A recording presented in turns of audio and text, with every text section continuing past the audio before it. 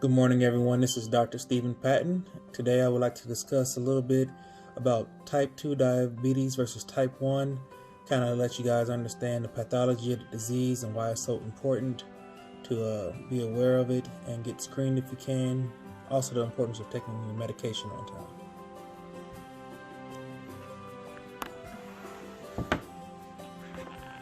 Alright, so I did a little painting here. I'm not Picasso, but hopefully it gets the point across.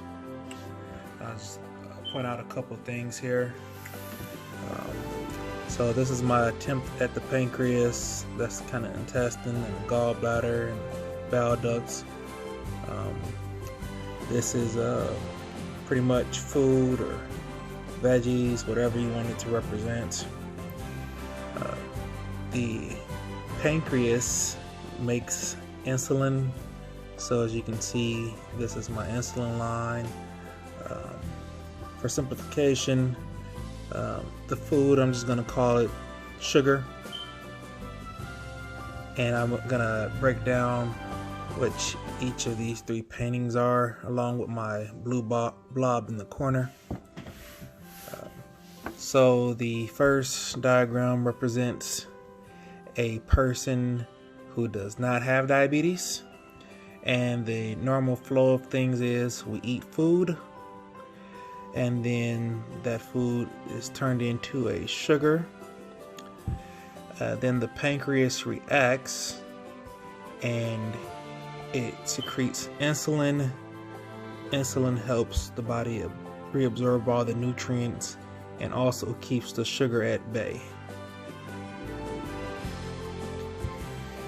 Now, in a type 1 diabetic, which is right here, illustrated here, you can see the pancreas doesn't make any insulin.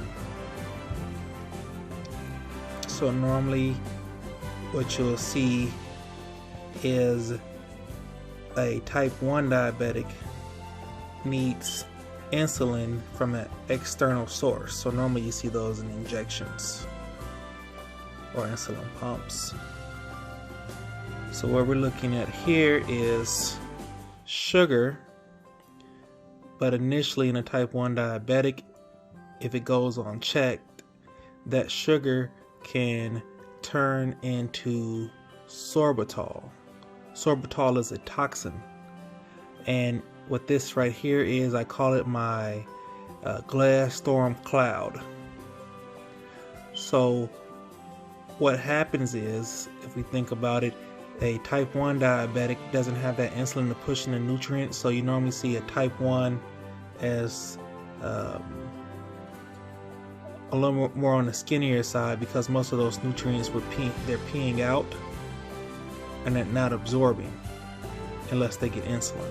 If this sugar goes unchecked, well then you're pretty much going to have it turn into sorbitol, which is like a glass shard.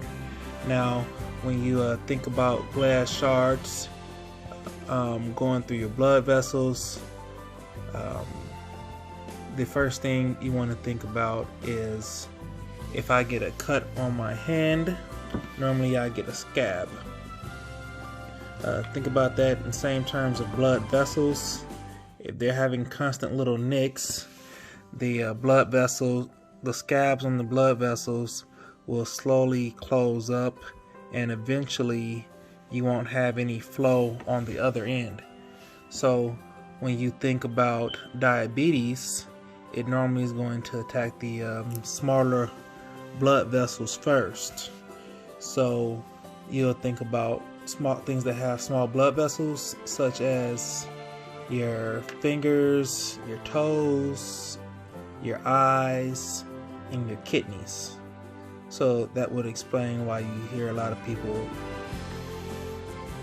worrying about amputations and delayed healing, mainly because they're not getting blood supply there, or the immune system isn't allowed to fight off infection because it can't get there.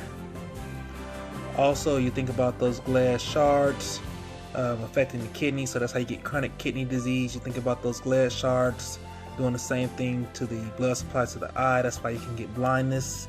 And later on, larger vessels will also start to close off as well, and you think about heart attacks, increased risk of heart attack, or increased risk of stroke.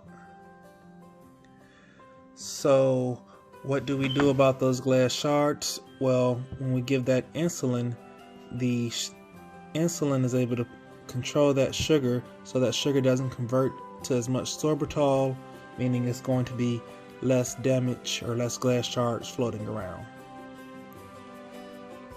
So when we also think about the glass shards, one more thing, that these glass shards can travel to the pancreas and damage the pancreas even more.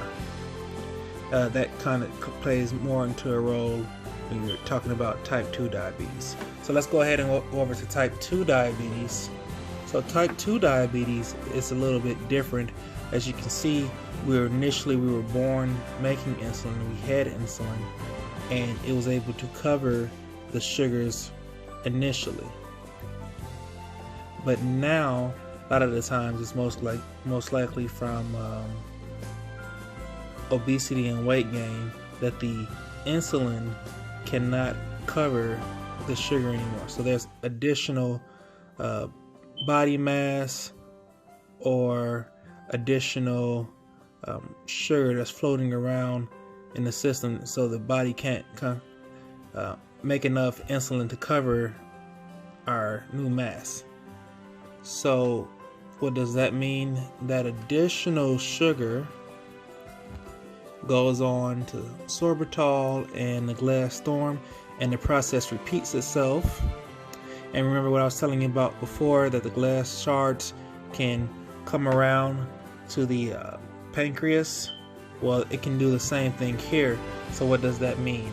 A lot of people are concerned, well, can I lose weight and get rid of this? Sometimes you can. You become less insulin resistant and the insulin can kick in and do its job.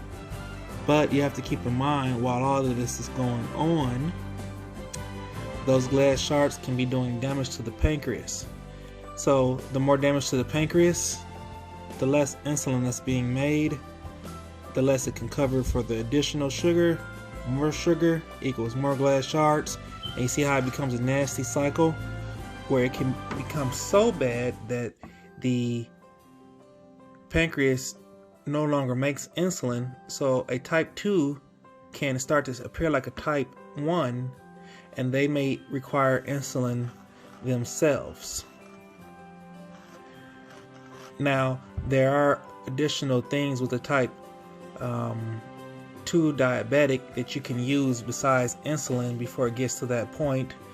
We have medications that you can take where it's like a +1 for the insulin. So picture of one insulin can take down one sugar. When you take this medicine, one insulin can take down 2 sugar.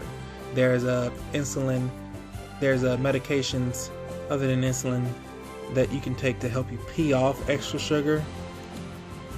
And there's also different medications that makes your body excrete more insulin.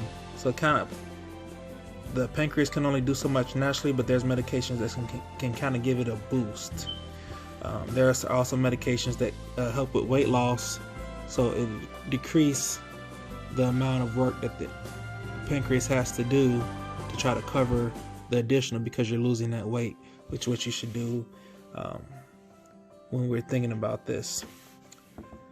So I think that's kind of the difference. So normal, type 1, type 2, and if you all are wondering what can I eat, we won't get too much into that today, but what I will say is this, a quick way to think about it. You'll say, is it fast food or home cooked? You want to go home cooked. Then you're going to say, is it fried or is it baked? You're going to say, I want to do baked. And then you'll say, is it a lot of carbs and sweets and sodas, like breads and pastas, or is it more lean meat and vegetables? So the lean meat and vegetables is more of your safe place. One more thing, these glass shards that's floating around, When your diabetes is not well controlled, those glass shards are constantly doing damage. So if I were to tell you that you were, and I saw you in a burning house, the question is, would you want me to pull you out of that burning house? And most of the time people are going to say yes.